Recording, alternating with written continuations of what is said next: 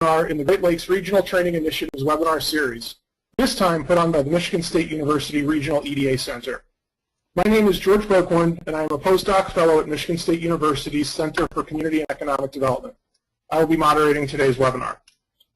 We've assembled a dynamic and expert panel for you today to discuss a variety of topics related to the establishment and support of an entrepreneurial friendly region. Our goal for this session is first to provide you with a new lens through which you might view this issue, first provided by the Aspen Network of Development Entrepreneurs, while then sharing some on-the-ground examples of innovative EDA-funded work taking place across Michigan. We hope that this session will generate new ideas and discussions as you think about ways to apply today's topics to your regions. As a matter of housekeeping, we will take questions and answers at the end of the session. Throughout the session, as you come up with questions, please submit them via the chat function directed to University Outreach under the Staff tab on the GoToWebinar control panel. Our staff will then ask each question at the end of the webinar in the order in which they were received. First up this afternoon for the webinar is Saurabh Lal with the Aspen Network of Development Entrepreneurs. Saurabh is the research director at ANDI and leads their research initiative, which focuses on understanding the impact of small and growing businesses on poverty and economic development. Saurabh, the floor is yours. Hi everyone. My name is Saurabh Lal, and I work with the Aspen Network of Development Entrepreneurs. Just a little bit of background about ANDI, as we call it. We're housed within the Aspen Institute in DC, and we're a network of about 220 organizations that support entrepreneurship in developing countries and emerging markets. These organizations range from investors and investment funds to foundations to development agencies like the World Bank and USAID to academic institutes and researchers. So it's a wide range of organizations that all support entrepreneurship in some way or the other. And so this toolkit is something that we developed about a year ago as a way to start thinking about entrepreneurship more holistically.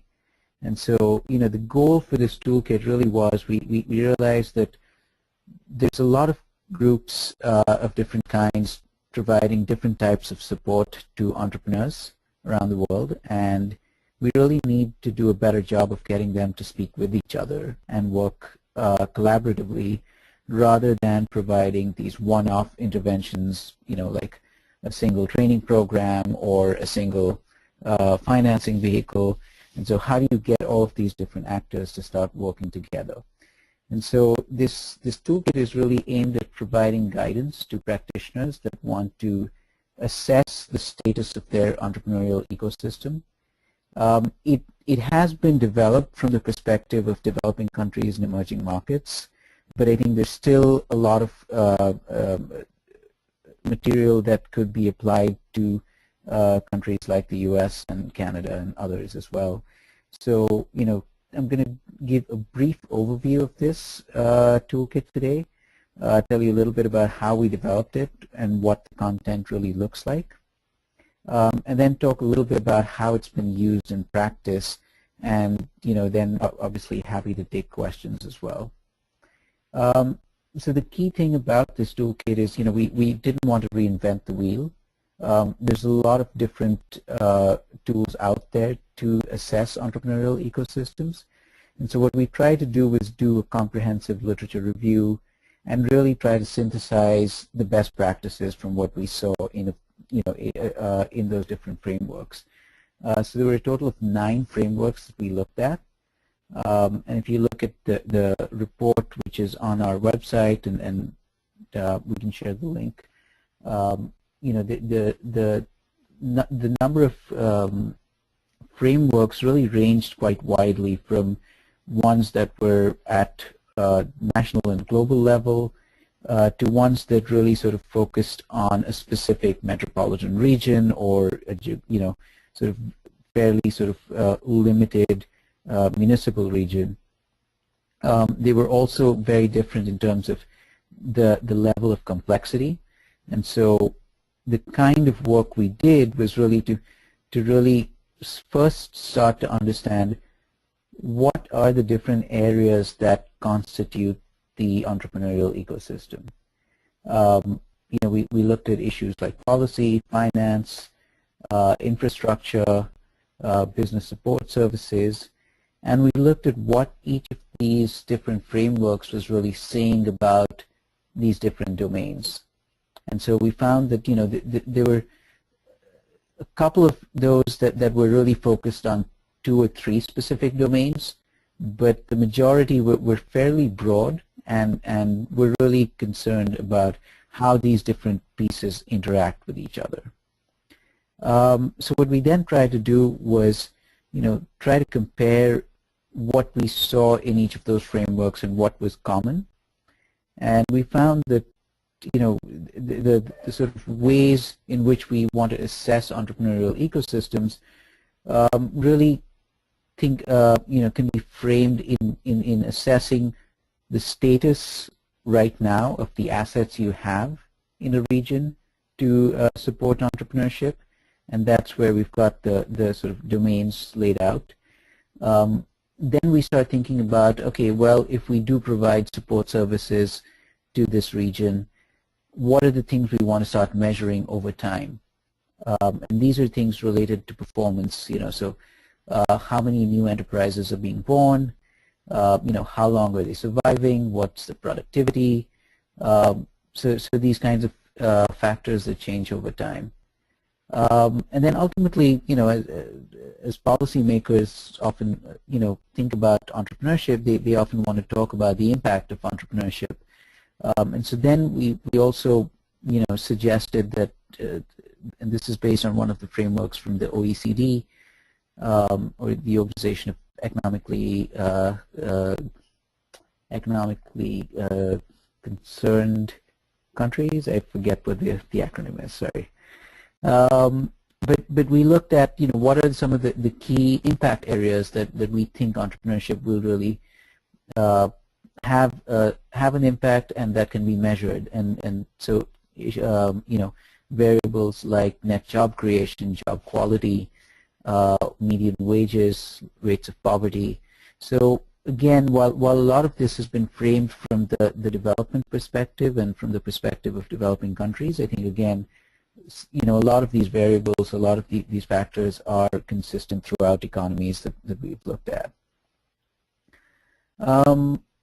What we also tried to do was, some of these were fairly academic and, kind of very rigorous, but also a little too abstract for practitioners.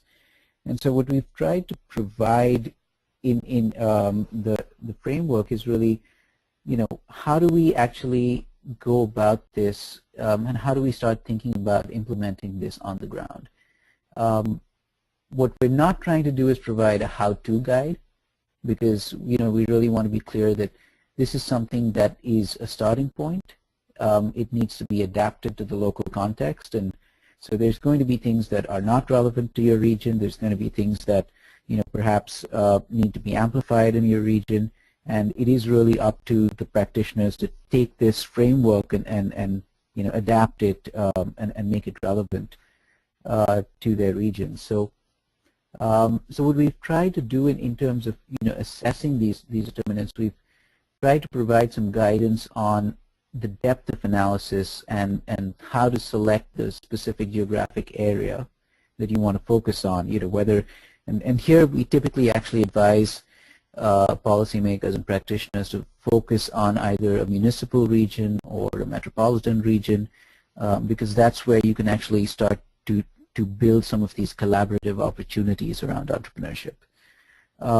We also talked about the depth of analysis. So are you doing just sort of a basic assessment of what's out there, and this is kind of similar to just a simple mapping of who the different actors are. Are you starting to look at how effective those actors are, or doing then something more comprehensive as well? We've also talked a little bit about how to actually think about the different indicators, and across the 9 frameworks that we reviewed, there were over 200 indicators that you could assess for entrepreneurship.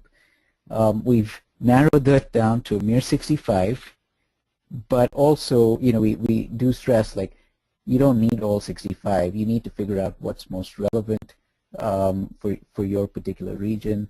Also think about, how accurate are the data that you're going to get in these types of questions.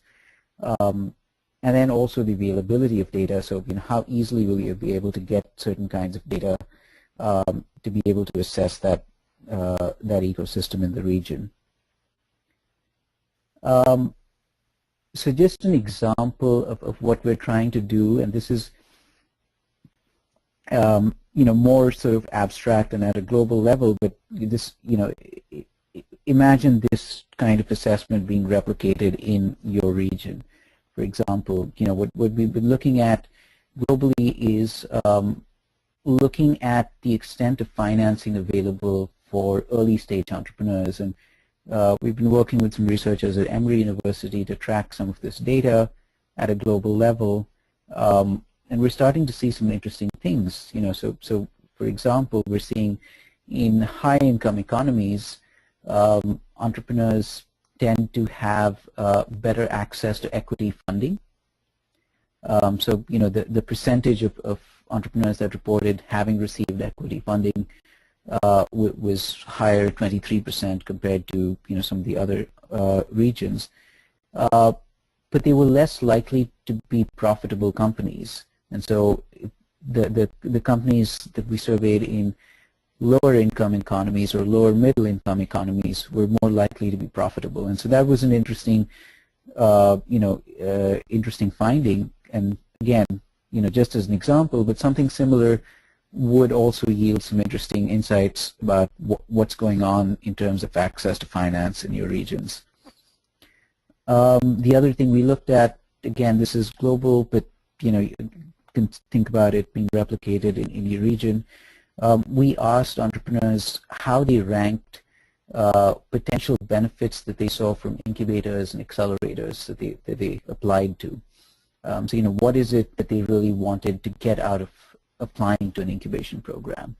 Was it building networks? Was it gaining access to a cohort of entrepreneurs? And we found that it really was about getting connections to potential investors, getting direct funding, building out their networks. That was kind of the primary goal for most entrepreneurs that were applying to these types of acceleration programs.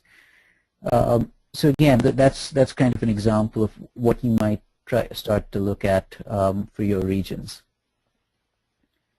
So I think I won't spend too much time on this because I think it's laid out in much more detail in the report itself. But we do provide, so our report is really a synthesis of these different frameworks. But once you really start getting into assessing your ecosystem, it's probably best to start looking at the original material itself. And there's quite a lot of it, and it's quite comprehensive. And so what we've tried to do is provide some guidance on, what information is out there.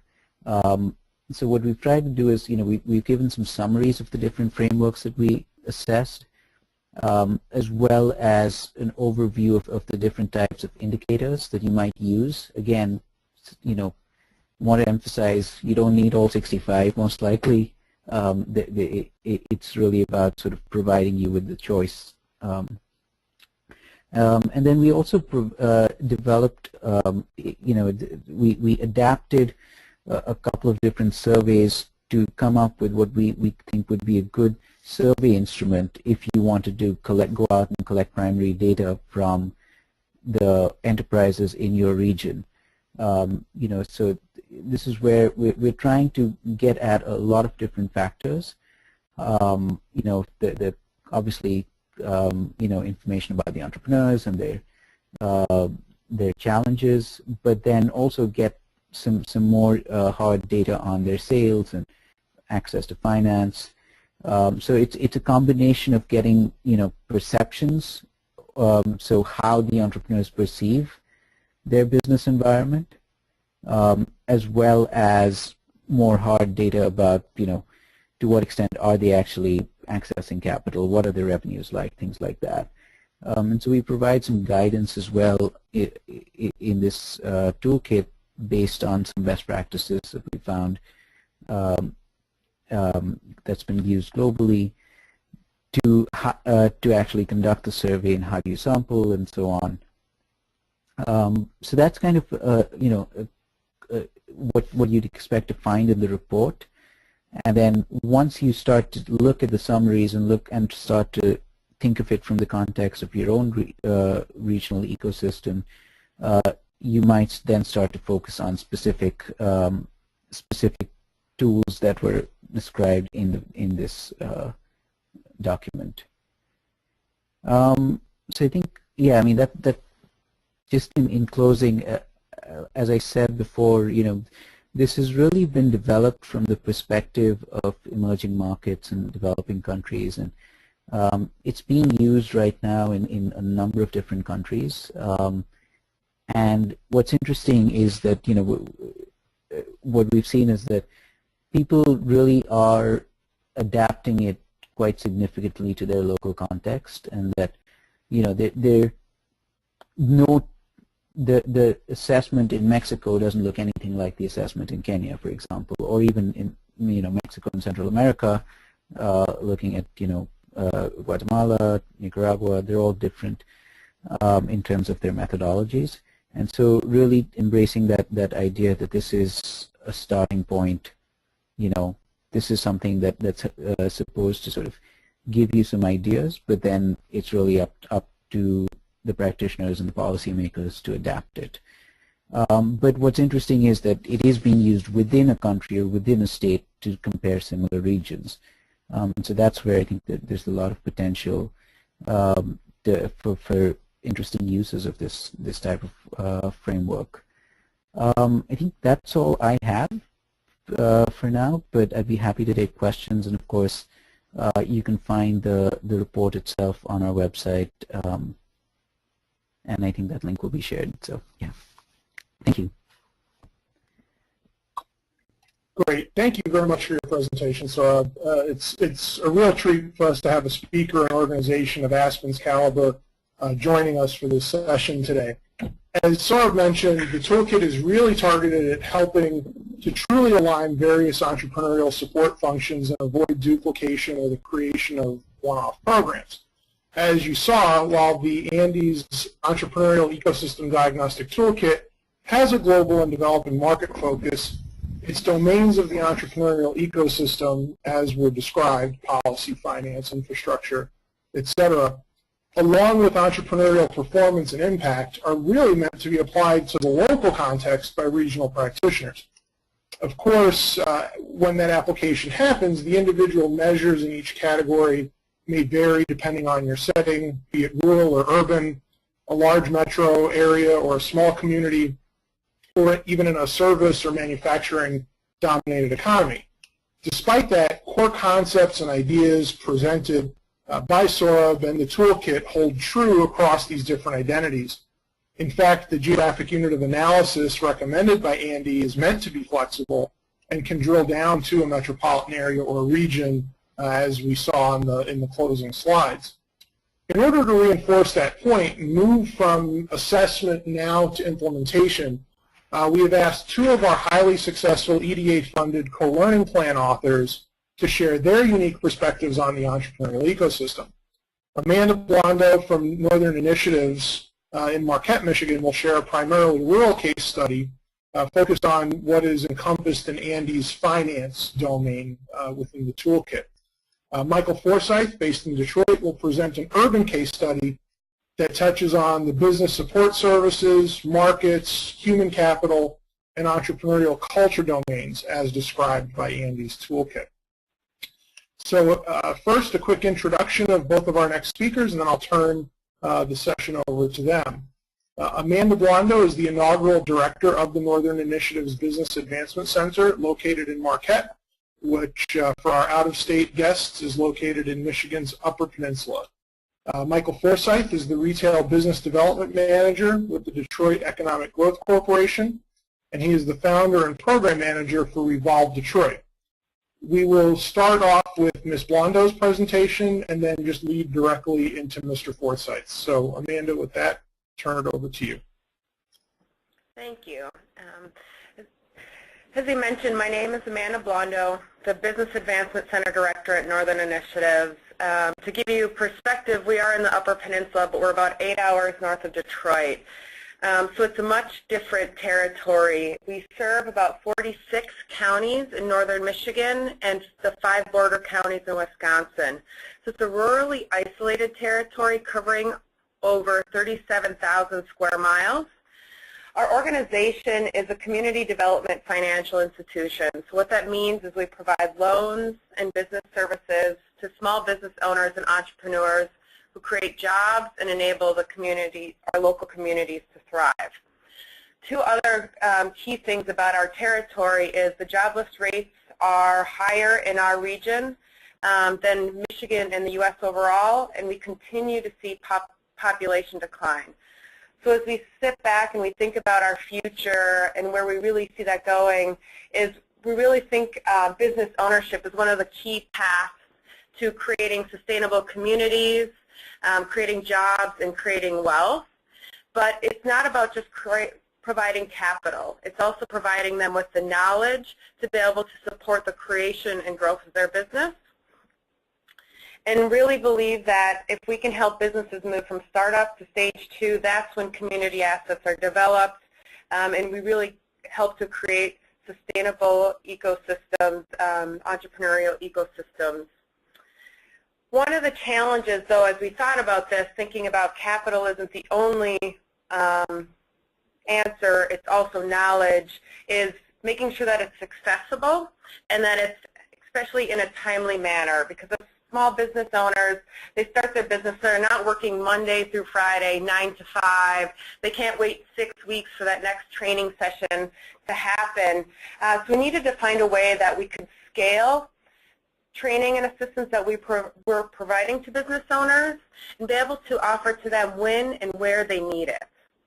The other thing that was happening is only about 30% of our loan customers were receiving access to these training and resources that are so vital for their business. And this was just based on funding constraints. And we kept having conversations over and over again about, well, they have this need, this business, they really have financial training need or marketing, but they don't have grant support. And in the end, what we want to do is provide support to all business owners so that our communities can thrive. And we continue to see growing need. So we're not seeing now that unemployment rates are dropping. We're not seeing that the demand for new businesses or growing businesses is dropping. We're actually seeing the opposite. So we're continuing to see more and more demand from business owners. So this led us to our MSU CoLearning Plan, which is focused on creating financial literacy through the FDIC Money Smart for Small Business curriculum. For many years, FDIC has had a consumer program, but it was only until the last couple of years that they had a business one. So we became facilitators for that program, which is typically delivered in a 1.5 to 2 hour in-person workshop. But this just really wasn't going to be sustainable for the scale that we wanted to be able to reach and the number of businesses, and especially when they needed it. So what we did is we took these 10 topics, focused on things such as banking services, credit reporting, financial management, time management, all these key business topics, and converted them into 15 to 20-minute online videos.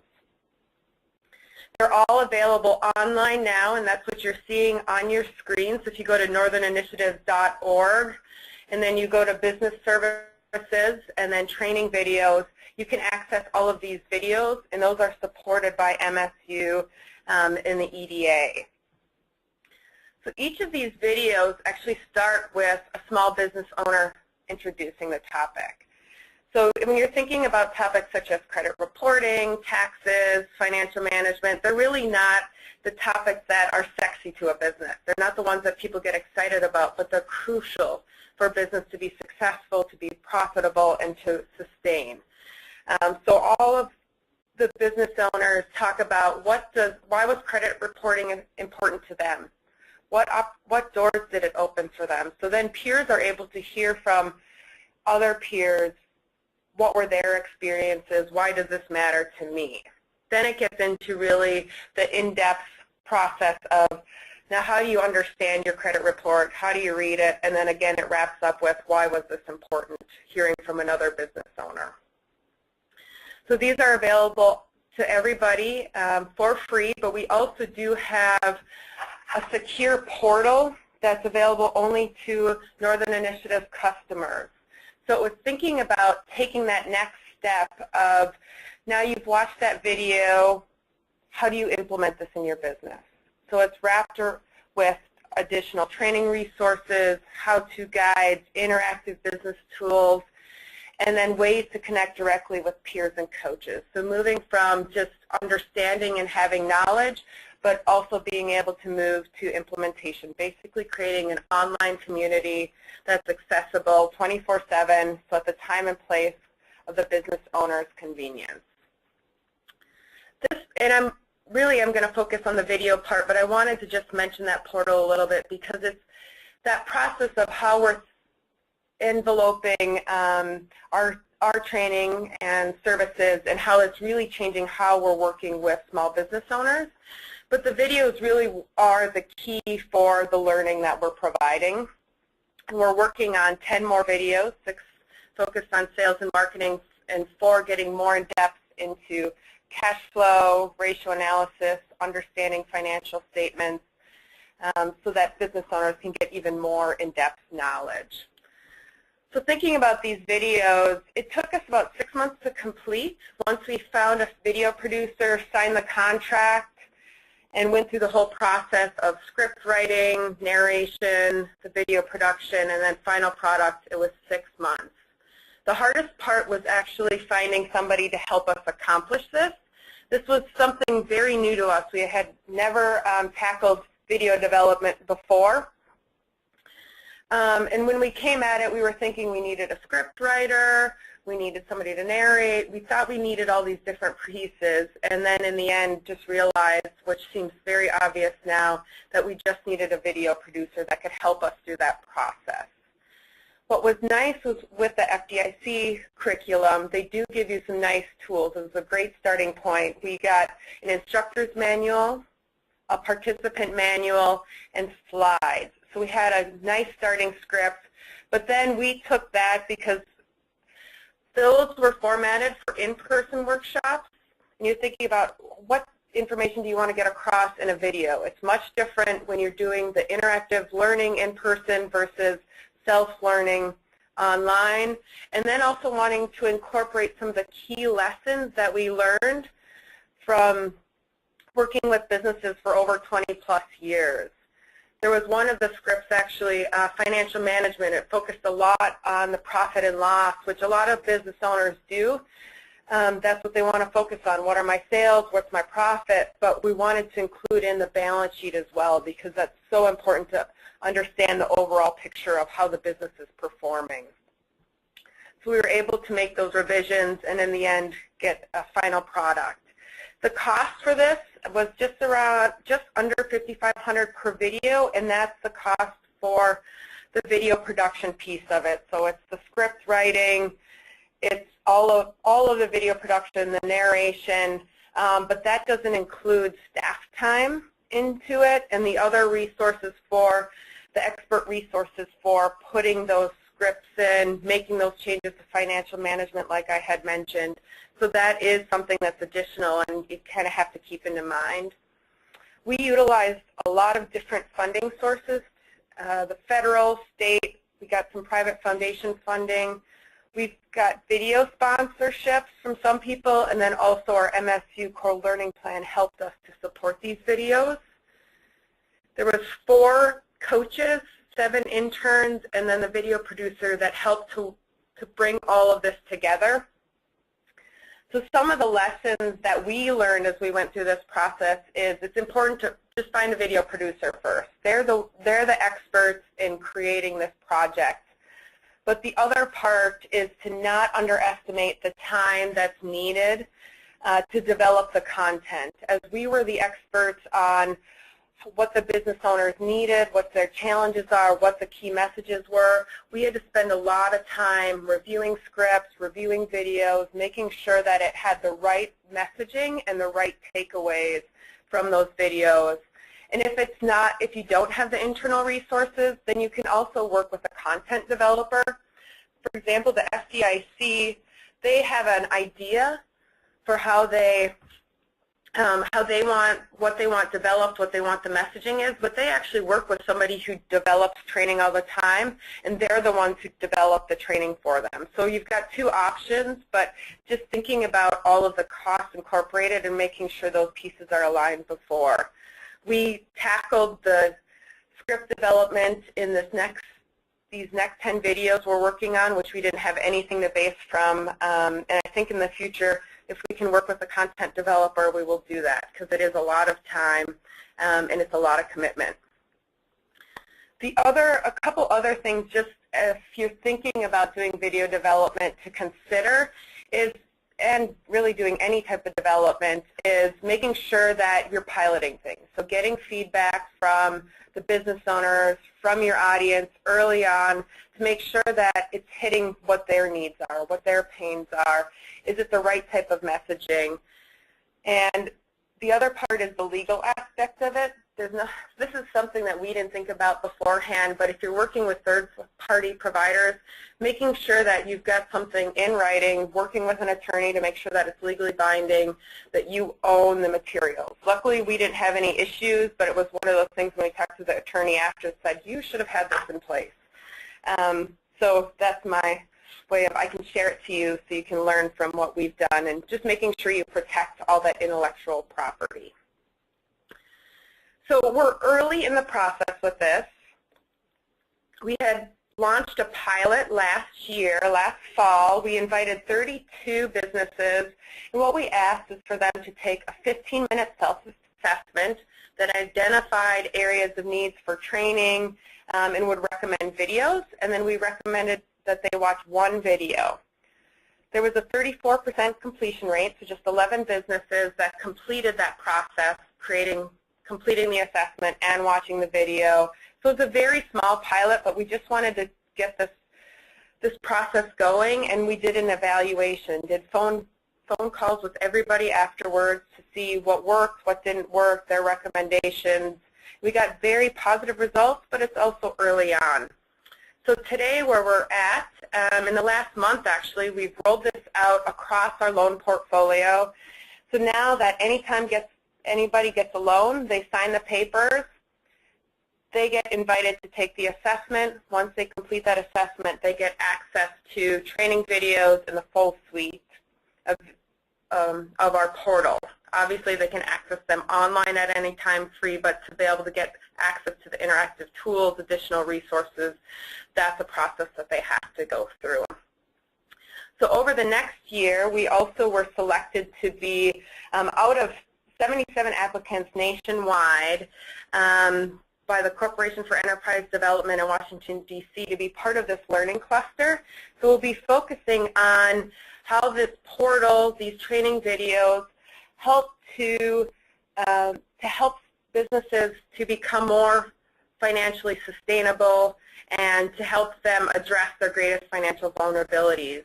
And we're working on a logic model, a lot what Rob had talked about, focusing on our short-term outcomes, medium-term outcomes, long-term outcomes, and a big thing is about profitability for businesses. So we'll have more to report in the next year.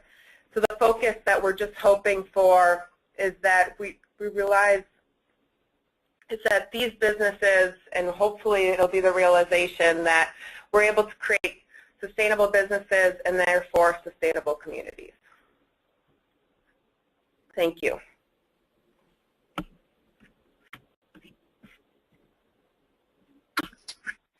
Great. Thank you, Amanda. Just as a reminder, if you have questions for any of our speakers as the webinar is going on, please do direct those via the chat window to the staff number that's named University Outreach. You can either go to the staff tab and right-click on University Outreach and select Chat with that individual, or if you have your chat window available in the GoToWebinar tool panel, you can just select University Outreach and direct your messages to that account. So next up, we'll hear from Angela Barbash, who will speak to us about something that really focuses on the nexus between public policy and support of the entrepreneurial culture. Early in 2014, Michigan passed the Michigan Invests Locally exemption legislation known as the Mile Law, which is the Michigan counterpart to Title III of the Jumpstart Our Business Startup Act, or the Jobs Act. The national legislation allows crowdfunding on the national level. What the Michigan law allows is Michigan firms can crowdfund from Michigan investors without registering their securities within certain limits. So Angela will speak to that piece.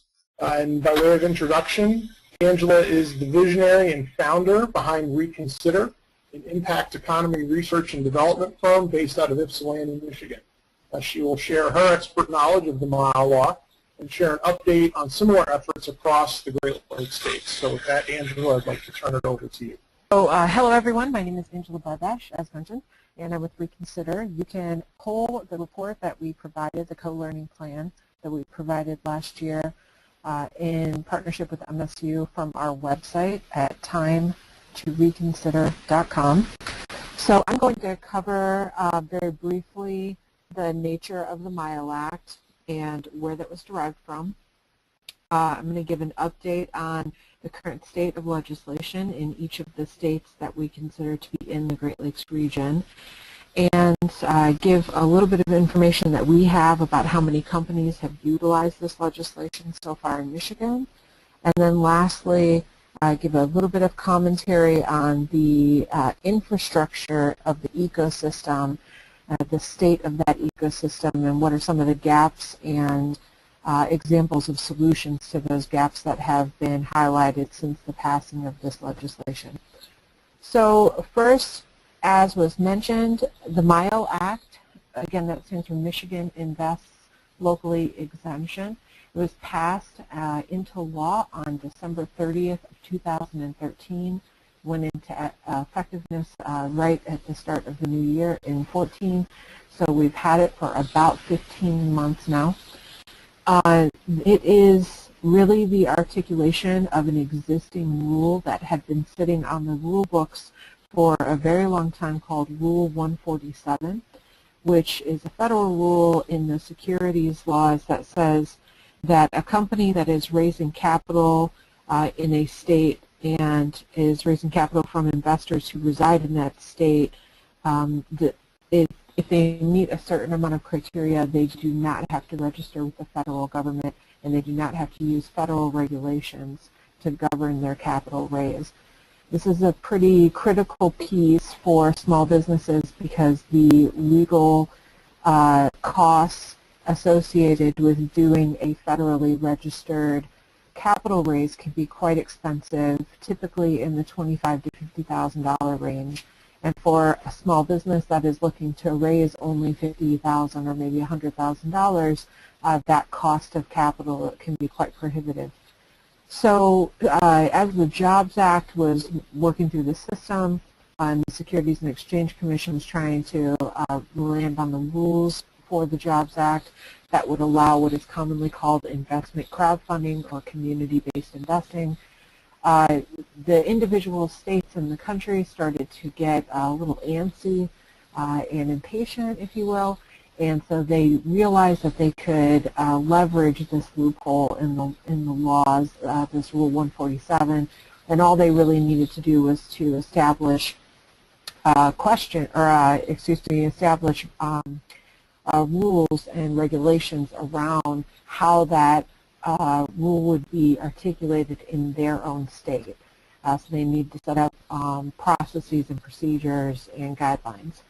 Some states did it administratively, some states did it legislatively, which is what Michigan did. There are now 15 states that have done this, with another 13 states or so that are pending. So that's generally what the MILE Act does. It allows, in Michigan, it allows a business based in Michigan to raise up to $1 million a year if they do not have audited financials. And it allows investors, regardless of how much they have in net worth, commonly called accredited or non-accredited investors, it allows them to invest up to $10,000 into any one business in any one year. Without having, anybody really having to deal with the federal government. So it really is designed to streamline that process of raising capital from the local community. The current state of legislation, for those of you who are outside of Michigan, I'm going to give you some facts, and you're welcome to email me directly at inquire@timetoreconsider.com. Where I can provide links to either the bill directly or to a news story that really captures the essence of what's happening in your state for each of these. In Illinois, a bill has been introduced. It is HB 3429. The second reading was on March 26th, just last week. So that is working its way through legislation. Ohio has taken no action yet. There are currently no introductions of legislation. The last action was actually a cease and desist order against CoLearning, which was a crowdfunding site in August of 2013. CoLearning has shut down their site since then, and no one has really made any policy action after that in Ohio that we're aware of. Wisconsin has passed Assembly Bill 350. The common name is CASE, or Crowdfunding and Securities Exemption. It became effective on June 1st of 2014, so this is currently available in the state of Wisconsin. Minnesota has introduced legislation, HF 328. It's been introduced. It has passed unanimously in the House and the Senate Commerce Committees, and it has been adopted out of committee as of March 28th, last week. And Indiana has passed their own version of this legislation, Senate Bill 375. That became effective on July 1st of 2014. So you can see that there's a fair amount of traction in the Great Lakes region around this. Now, in Michigan, we have pulled a Freedom of Information Act report in September of last year to get the information about how many companies and who those companies were that have filed MILE Act notices in the first 9 months of this legislation being effective. There were 6 companies. 5 of them had exposure in the craft brewing industry, which you may know is a very popular industry in Michigan.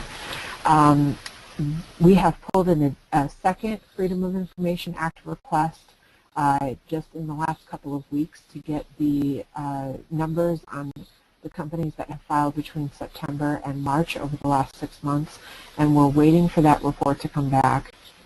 We currently have a request out to 2 different organizations to sponsor research where we would go through and interview each of these companies to find out whether they completed their capital raise, what the lessons were that they learned, whether they used platforms to do it online or they did it offline, what their experience was, what they would have done differently, and to gather some trend data.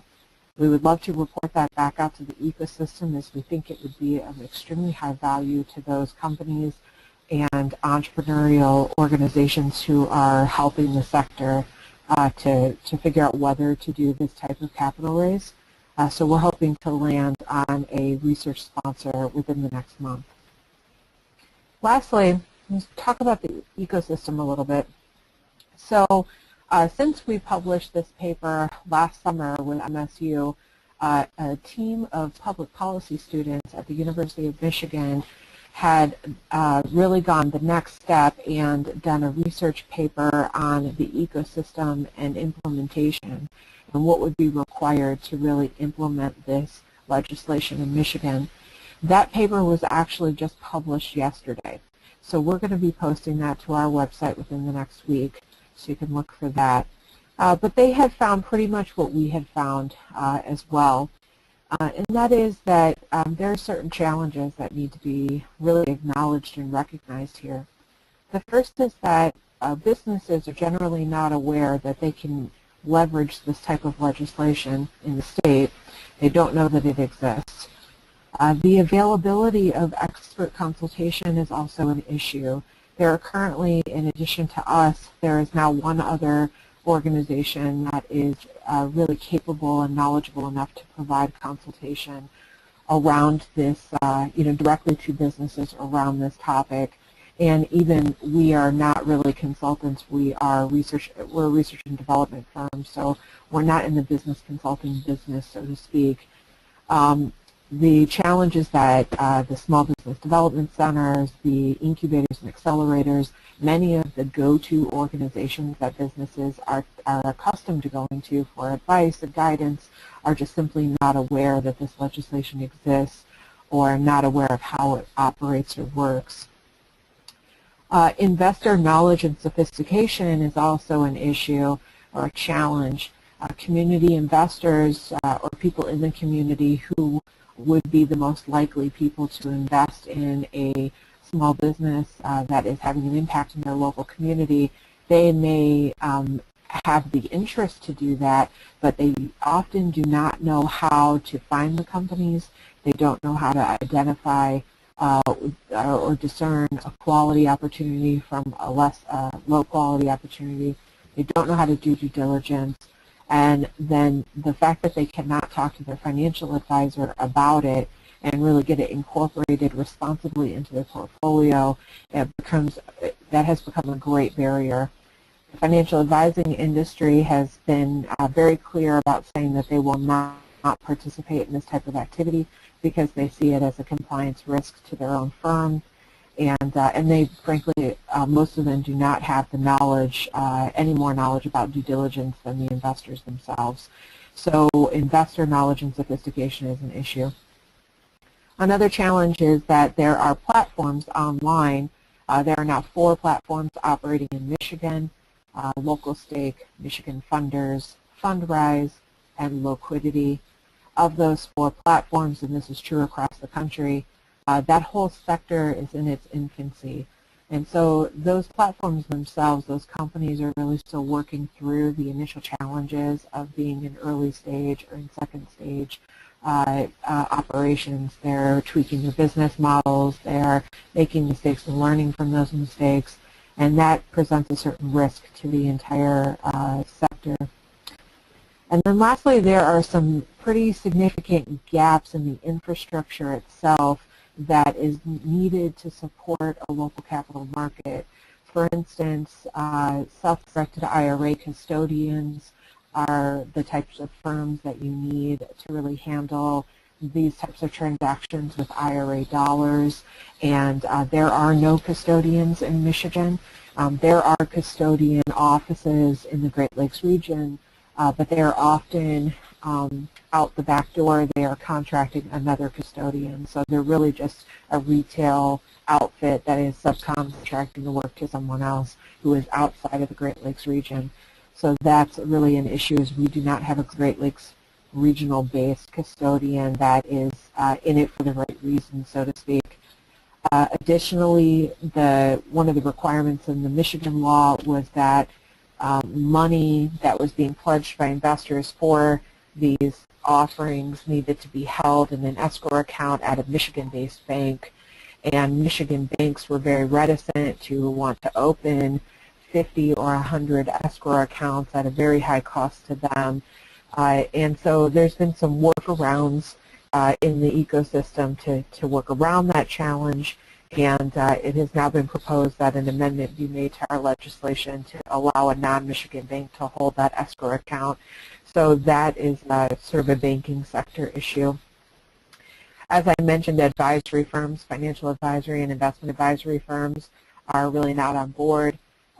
Yet we have, Reconsider has incubated and launched an investment advisory firm called Revalue to specifically serve this type of audience, these community-based investors and values-driven investors, or impact-driven investors, they're often called. But that's one firm in the entire state of Michigan. So we certainly need more firms like that. Liquidity is an issue. That is, once you invest in a small business that has done a community investment capital raise, how do you get your money back? There's no secondary market, no localized stock markets anymore, no regional stock markets, so liquidity and getting your money back out is an issue. And then lastly, there are very few fund structures. So for the investor in town who wants to invest just $100 into a quote-unquote mutual fund or a local mutual fund, that really doesn't exist yet. And so that makes it much harder for businesses to easily access capital of this nature, and it makes it harder for investors to put small amounts of capital into a diversified portfolio of companies to reduce their risk. So those are some of the challenges that we have identified in the U of M Public School. The School of Public Policy students have echoed in their research paper. How some of those challenges are being addressed in Michigan is by putting some information out into the ecosystem through the MSU and the U of M paper, and really spreading that as far and wide as possible. Reconsider does a tremendous amount of pro bono public speaking engagements for the sake of education, which is very challenging because we are not foundation or grant supported. We're not public supported, and if we had made that leap, that decision to become a nonprofit, we could have maybe made a case for foundation support. But even then, we've had conversations with foundations and the major economic development agencies, and they're skeptical that this deserves support. And so that's a very real dialogue that has been happening in Michigan for the last 2 years, that they just don't see community-based investing as something that is really worthy of support dollars. So we're working to try to change that perception and mentality. As I noted, the 4 platforms that are operating in Michigan are learning lessons about their own operations, and luckily we're seeing evidence of them informally sharing the lessons that they are learning among themselves, and that's really helping to improve the quality of the platforms across the board. So that type of collaboration is really encouraging. And experts are beginning to rise. 2 years ago, we were the only ones that were really knowledgeable about this topic. And as I noted, now there is at least one other firm in the Metro Detroit region that is really holding themselves out as experts and guiding businesses in this capacity. And organizations like SBDC, the Small Business Development Center, they will often call on us to do some training, kind of one-off training, and really helping to get their consultants up to speed on what is going on with this this type of access to capital. I'll close my comments out with what I think needs to happen to move forward across the region, and that is really public education, outreach, and awareness needs to really be supported and taken seriously by the existing stakeholder community. So those entrepreneurial ecosystem organizations, the economic development organizations, and even local governmental units who have a stake in their local economy really need to step up and support education and outreach, and making sure that not only people are aware, both businesses and investors are aware of this opportunity, but that they have paths that they can follow or go down where they can get deep help on either putting together their capital raise or deep help on learning how to do due diligence if they're an investor. The lessons learned from the existing MILE Act notice filings are those companies that have filed for the MILE Act, and I would echo this for the other states that have already passed legislation. Those companies in those states who have filed act notices to say that we are going to do this type of capital raise, those lessons learned from those companies I think is really critical. That information needs to be compiled. It needs to be shared publicly, and case studies need to be developed. So we really see that as the next step, is not just getting out there and letting people know that this exists, but then sharing what has been learned from those that have already gone before us, so that we can accelerate the quality of the education and the outcomes, and accelerate the amount of capital that is moving into our local economies. And I'll close out with this one last fact that I'll share with you all of why I think this is so important and such a great opportunity. There's currently somewhere between 32 and 35 trillion with a T dollars of private long-term investment wealth in the United States. That's pension funds, 401ks, IRA funds, and less than 1% of that is invested in locally owned private businesses. So we have, not only as investors do we have a diversification problem where over 99% of our wealth is sitting outside of our communities in the public markets, but then furthermore, we have a tremendous opportunity to shift even 2% or 5% of that capital into our communities. And instead of these companies having to chase after the very limited venture capital dollars or the very limited community development finance institution dollars or public dollars, we can just really connect the two kind of major groups here of people in the community with wealth and businesses in the community who are having an impact on the quality of life of those investors in the community, and help that marriage happen. It's a really tremendous opportunity that I think is just a huge untapped market for growth and expansion in a very genuine and authentic way that has a very real impact on local communities. So I'll end there, and I welcome your questions. Great. Thank you, Angela. We're going to try to get Michael's presentation back online here, so let's see if the tech is working now.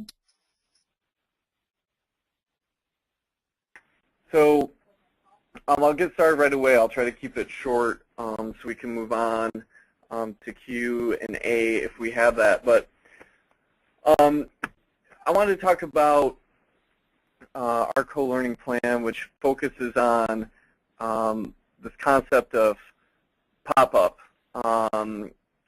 businesses, and that term I think is starting to kind of lose its cachet. To hear me talk a lot about temporary uses, and we'll get into what that means and how it kind of helps solve problems. And our CoLearning Plan, if you want to check it out online and poke around while you're listening, it's on the MSU reicenter.org website, so reicenter.org.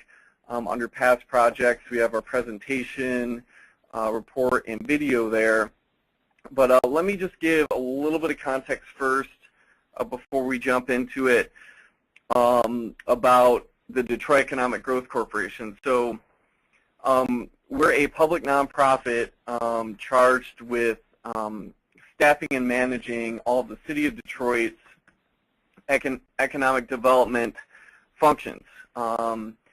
We help build stadiums, we help rebuild roads, we help, do all the classic economic development activities, attract, retain, and grow businesses here in Detroit.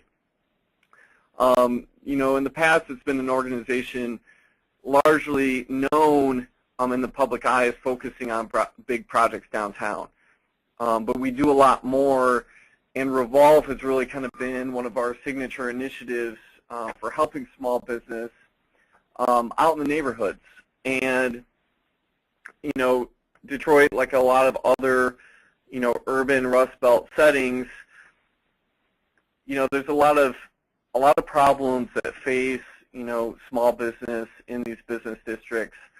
So you kind of need a multidisciplinary approach to solving them. And they can be very taxing, so you should try to have fun in the process, which we've kind of figured out. So I just wanted to kind of go through a little bit of the basics of who we are, and then kind of dive into this temporary use phenomenon and how it can solve problems, not just in urban places. I mean, you'd be hard-pressed to find a community without a vacant storefront or a vacant space where, various community stakeholders, planners, government officials, businesses are having a hard time trying to figure out how to activate that space. So it's what the program's really all about. So, for us, it really starts with the team.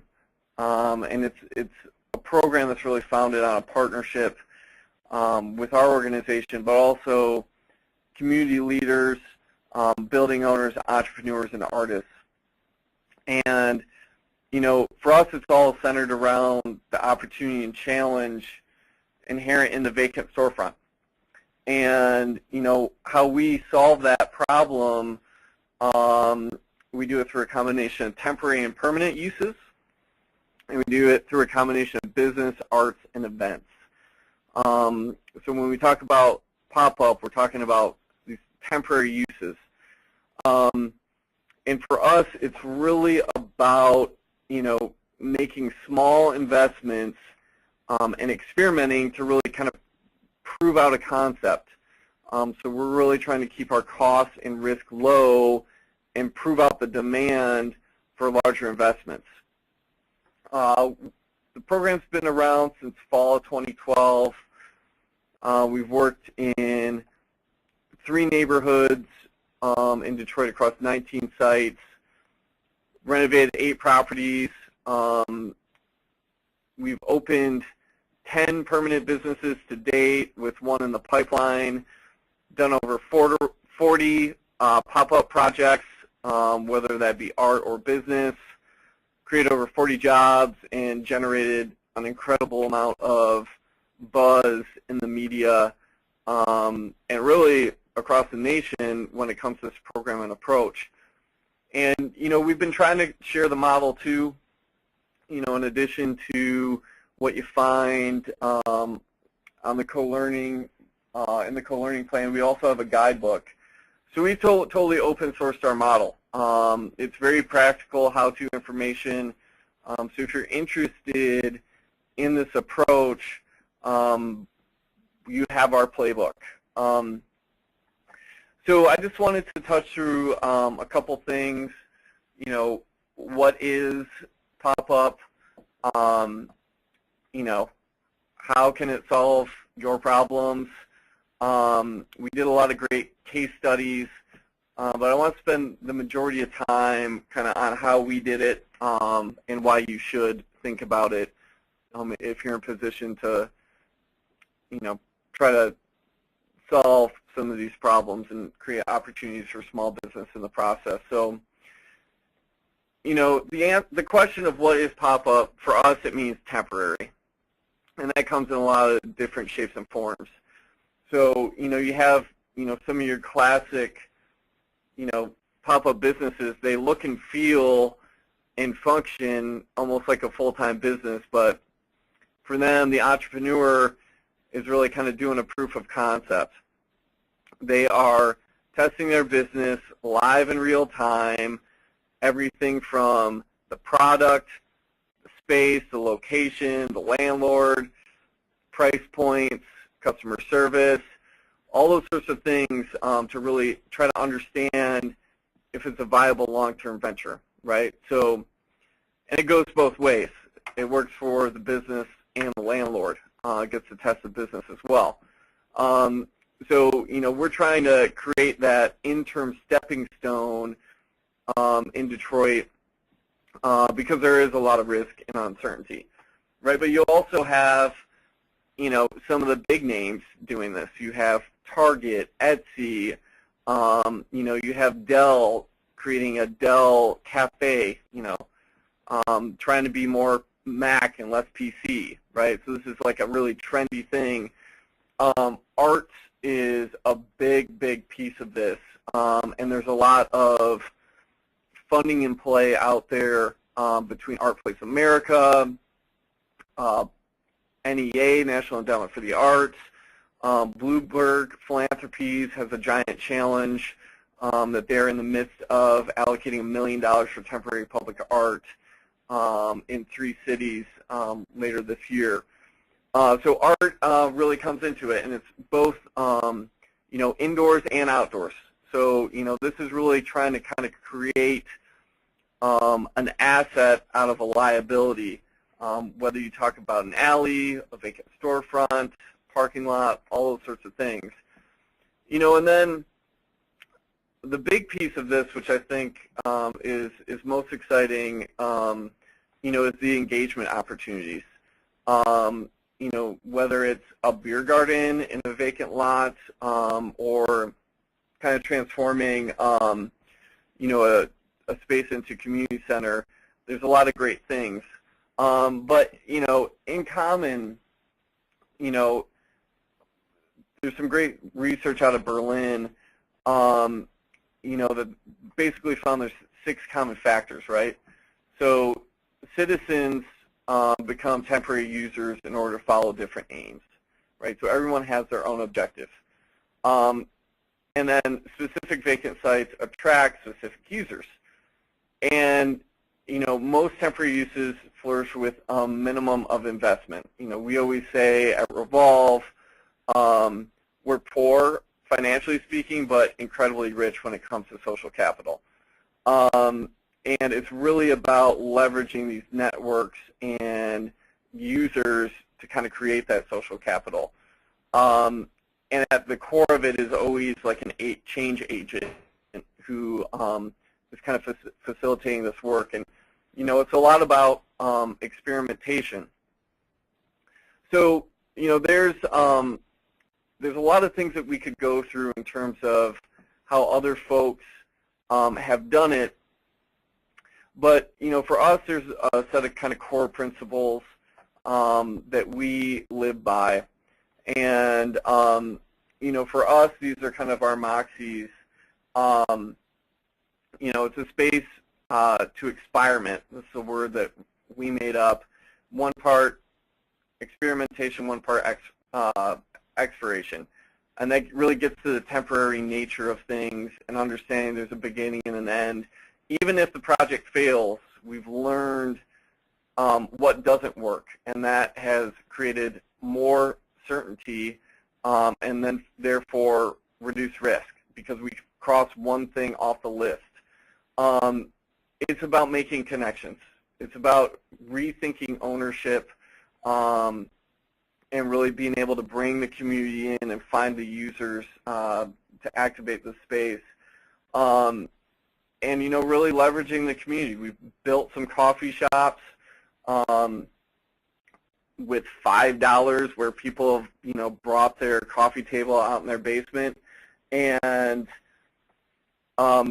they bring all their neighbors back and say, look at the coffee shop we built. So it's really important to kind of leverage the community and then tell the story. That's what's been really special, I think, about Revolve. And, we won't be able to get all the way into it, but in terms of our general process, one thing that we've really learned that works well is we use a kind of fun, competitive process. So we always start with the community, build our partnerships there. Then we do a big competition to basically see what the market demands.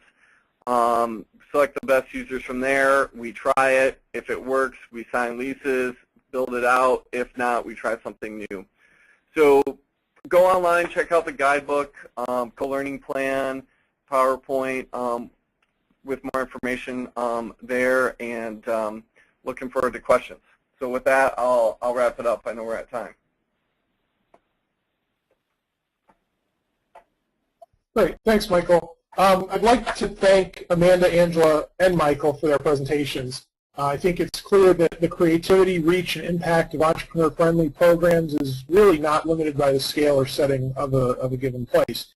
I would also encourage people that are interested in learning more than they were able to get in these brief presentations about their individual projects to visit www.reicenter.org and click on the Projects button. where you will find the complete reports describing the 3 projects that we just heard about.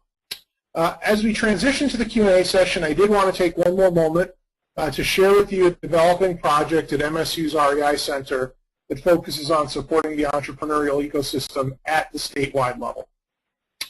Entrepreneurship and internal growth requires some sort of support system. The Discovery to Market team at Michigan State University has defined this system as the Discovery to Market ecosystem, a community of interconnected individuals who utilize networks of individuals, places, and organizations to develop and apply innovative ideas. This is the dynamic, interrelated ecosystem that entrepreneurs draw upon to gain the resources necessary for discovery to market.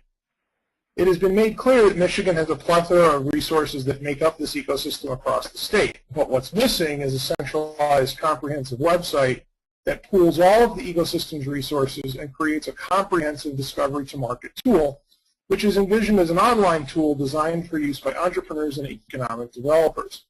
The objectives of this developing project and its tool are to serve as a visual representation of geocoded resources, to provide an online presence for crowdsourcing.